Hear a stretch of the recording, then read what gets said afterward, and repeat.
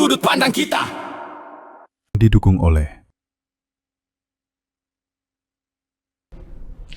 Hai, masih bersama saya Anton Pradana di POV bersama dengan Nabila Venelia yang hari ini sudah hadir dan juga menceritakan pengalamannya, kesuksesannya bisa menjadi menjadi juaranya ya kan di Miss Tourism Universe 2026. Nah, Nabila, tadi kita masih ada yang belum dijawab nih.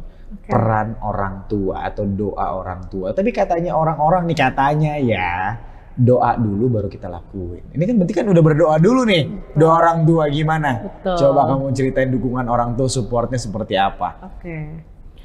Kalau untuk dukungan orang tua menurut aku itu nomor satu kasih.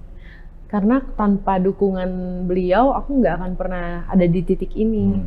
Dan aku setiap melakukan kegiatan sesuatu apapun, mau kampus, kayak kemarin kan aku juga sambil ujian nih Kak.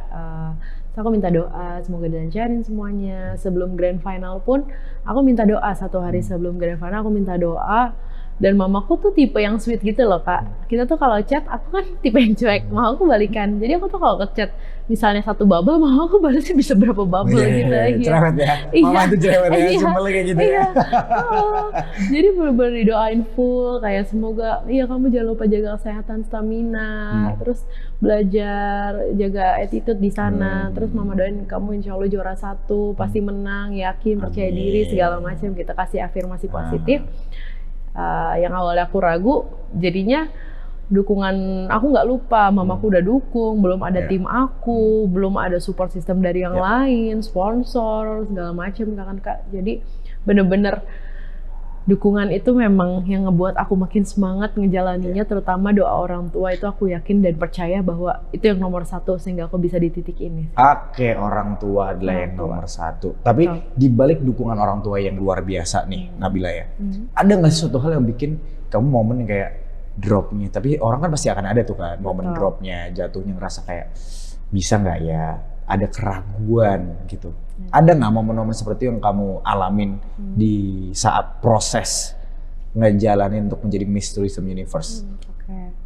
Jujur pasti ada sih Kak momen dimana aku ngerasa drop, apalagi waktu pertama kali bootcamp hari pertama, terus aku ngelihat finalis dari berbagai suku, berbagai provinsi, kayak ya ampun dia cantik banget, dia bisa 3 bahasa, dia dokter, dia ini segala macam. Kak sempat insecure, terus tapi aku selalu inget, aku udah ada di titik ini, nggak mungkin Tuhan ngasih aku ada di titik ini hanya untuk gagal. Betul. Pasti untuk sukses, kalau nggak untuk belajar gitu kan. Kira aku percaya lagi sama dukungan orang tua aku, dukungan orang-orang sekitar aku, tim-tim aku. Terus akhirnya itu yang bikin aku semangat lagi Kak, walaupun sebenarnya sebelumnya aku sempat pressure sama kegiatan aku yang lain, kuliah, terus sempat datang finalis lain, terus kayak aduh bisa gak ya Nia, tapi ketika keinget mereka lagi, apalagi banyak juga mentor-mentor aku keingetan, terus aku mikir kayak aku pasti bisa, aku yakin aku pasti bisa. That's why aku selalu konsisten dan melakukan yang terbaik demi MTU ini. It's keren. Nah, aku pengen tahu juga, itu kan kamu juga masuk ke dalam karantina, ketemu sama teman-teman. Seperti apa sih proses karantinanya? Kita kan penasaran ya. Itu yang pasti sahabat Ajo nih pengen tahu gitu. Gimana sih proses karantina itu ya? Tidurnya mungkin, latihannya, beratkah, capekkah, atau sebetulnya malah enak? Nah, coba. Oke, sebenarnya proses karantina itu semuanya kalau yang di media kan ditampilinya semuanya perfect ya Kak. Tapi sebenarnya jauh di dalam itu kita semua tuh bener-bener banyak lelahnya.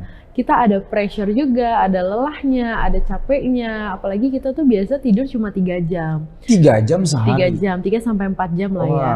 Ditambah Kak, aku kemarin saat karantina selama seminggu, aku tuh lagi ujian kampus aku. Jadi biasanya kita tuh malam setelah kita kan full kegiatan seharian tuh ya. Terus malam setelah kegiatan biasanya kita dari abis makan malam jam 7 sampai sekitar jam 10 kita ada latihan koreo, dance, bahkan bisa sampai jam 11. Nah terus habis itu karena aku lagi ujian, jadi biasanya kalau jam 11 kita selesai, teman-teman aku yang lain pada mandi langsung tidur. aku tuh nggak langsung tidur, aku harus ngerjain ujian aku dulu, tesis aku, IC, dan iya kampus aku lumayan strict sama yang namanya plagiarism kan, jadi aku benar-benar harus merangkai kata-kata sendiri. Jadi mungkin kita yang lainnya teman-teman tidur 3-4 jam, aku tuh tiap hari selalu 2 jam, setiap hari selama seminggu. Seminggu 2 jam? Iya, iya tiap malam tuh 2 jam.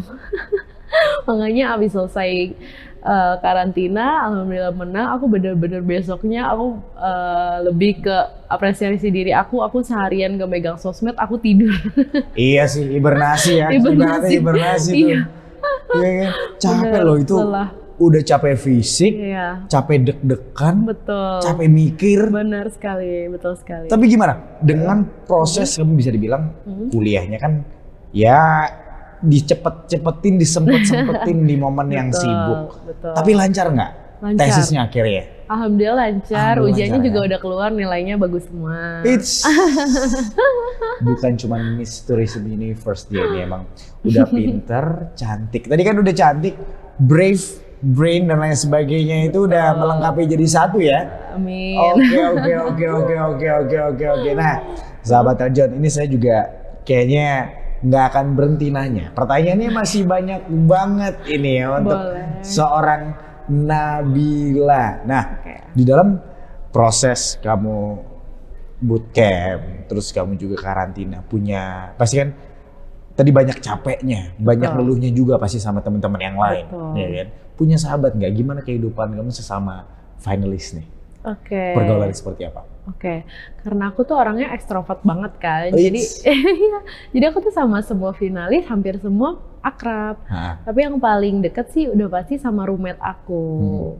Jadi kita memang saling berbagi sharing tentang fashion atau make up atau kayak advokasi atau kayak apa namanya, kalau misalnya dia ada yang kurang, aku berusaha semaksimal mungkin bantu apa yang bisa aku bantu, begitupun sebaliknya. Lalu kita biasanya saling support sih Kak, karena kan kita udah capek, lelah fisik, mental semuanya di luar. Jadi ketika kita di kamar, kita lebih ke berbagi, berbagi kesenangan, kebahagiaan sama berbagi kesedihan kita gitu sih biasanya. Berbagi kesenangan dan juga kesedihan itu lewat cerita.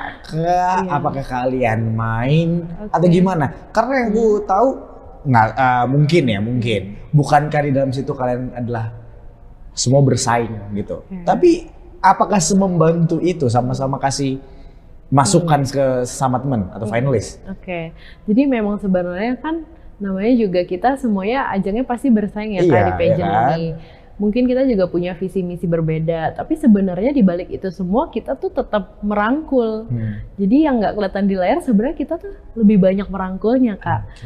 Iya, kayak di waktu-waktu menunggu, waktu istirahat, kita lebih sering sharing-sharing tentang opini masing-masing, visi misi masing-masing. Kita sering bantu satu sama lain, entah tentang beauty, tentang fashion, OOTD, kayak kamu kurang deh kalau pakai ini, terus kayak kamu cocoknya pakai ini deh. Kita lebih sering kayak gitu sih sebenarnya. Jadi sebenarnya tetap bersaing iya secara sehat, tapi di balik itu kebersamaan, justru itu yang bikin kita ternyata ada momen-momen yang bikin kita jadi dekat satu sama lain gitu loh. Jadi karena cerita yang sama, akhirnya bisa dibilang love because accident ya. Kayak di drakor ya. Kayak keadaan ya. Mau nggak mau jadi akrab. Rumit tiap hari ketemu. Berapa lama kamu karantina? Kemarin itu dari tanggal 16 sampai 21. 16, 1 minggu ya? Kurang lebih 1 mingguan. Betul sekali, dua-duanya kita pulang. Pendidikan apa aja yang kamu dapat di sana yang menurut kamu kayaknya kamu baru temukan di pageant ini? Banyak banget sih Kak, karena selama 1 minggu kan kita full. Betul. Kita ada seminar, kita ada dinner, gala dinner malamnya. Banyak sekali yang bisa aku dapetin. Terus yang paling gongnya nih Kak, kita ada tes IQ. Iya, kita ada tes IQ, kita ada deep interview. Dan tes IQ-nya tuh kita ada 4 panelis. Jadi benar-benar ditanya satu-satu. Di situ kita juga jadi tahu karakter kita seperti apa. Lalu kita juga ada tes IQ yang tertulis selama 4 jam, aku ingat sekali, dari jam 8 sampai jam 12 siang.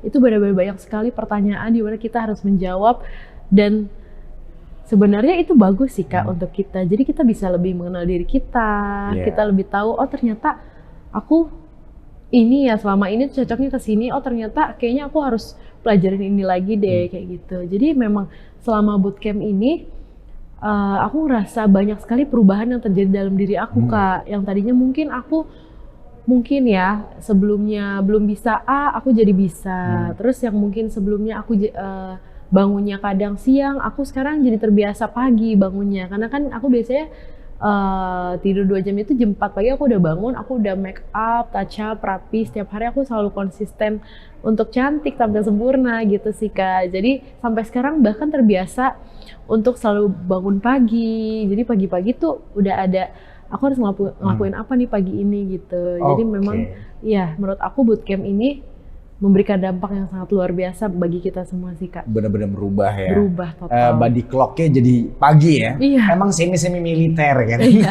betul. Nah, kalau itu kan tadi kamu pelajaran kamu banyak adalah yang kamu dapatkan banyak ya. Banyak. Dari yang nggak bisa jadi bisa. Betul. Tapi kalau yang paling sulit, yang paling susah apa? Yang paling susah mungkin ada sebuah materi di sana yang menurut kamu kayak susah untuk masuk. Yang paling sulit ya, bukan nggak bisa, tapi yang paling sulit. Yang paling sulit selama karantina Kak. Karena ini kan pageant pertama aku. Kemarin sempat di hari kedua ada yang namanya motion challenge Kak. Ya aku di situ aku kira itu kayak Q&A gitu kan. Ternyata itu kita dikasih statement yang dimana kita harus menjawab yes or no. Aku sempat sebenarnya kata teman-teman aku advokasiku udah bagus, sudah terjawab di situ. Tapi aku tidak memberikan statement yes or no-nya. That's why aku nggak masuk ke top 10 motion challenge itu. Dan aku sempat ngerasa pressure di situ dengan segala persiapan aku selama ini. Apakah ini menentukan untuk juara 1? Lalu ternyata panitia bilang kalau enggak, ini nggak menentukan kamu juara 1 atau enggak. Semua nilai itu diakumulasi dari yang tadi aku sebutin, dari depth interview, tes psikotes, terus yang sama dewan juri, motion challenge, terus tampil di atas panggung. Akhirnya dari pressure itulah aku ngerasa oke, berarti hari ketiga sampai akhir aku harus selalu konsisten dan aku harus menampilkan yang terbaik. Nah akhirnya alhamdulillah dari yang kemarin aku udah jalanin sampai akhirnya H-1 itu kita ada a fashion show dan juga talent show Kak. Di situ aku bener-bener alhamdulillah dapat pujian dari semua orang, termasuk dewan juri, lalu dari portal pageant juga, karena aku benar-benar menampilkan yang terbaik kan Kak. Bahkan sampai hari H aku mempersiapkan semuanya, speech, Q&A semuanya yang terbaik. Di situ aku merasa sepertinya itu yang membantu aku alhamdulillah. Dari pressure aku emotion challenge itu miss aku 1 karena aku kurang mempelajari itu.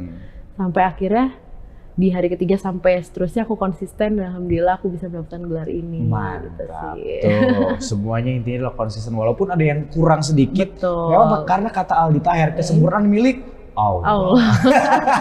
Setuju. Betul ya kan? Setuju banget. Iya kan? Jadi banget. wajar, namanya juga manusia. Secantik apapun, sepintar apapun, pasti mungkin ada yang sedikit missnya.